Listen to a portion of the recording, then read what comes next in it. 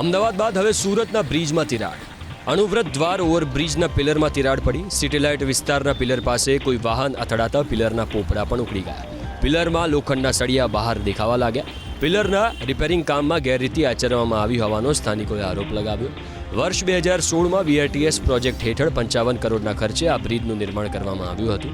9 વર્ષના ટૂંકા ગાળામાં જ 7 કરોડના ખર્ચે બ્રિજનું સમારકામ કરવાની નોબત આવી છે. જો સમયસર કામગીરી ન થાય તો દુર્ઘટના પણ સર્જાય તેવી શક્યતા છે.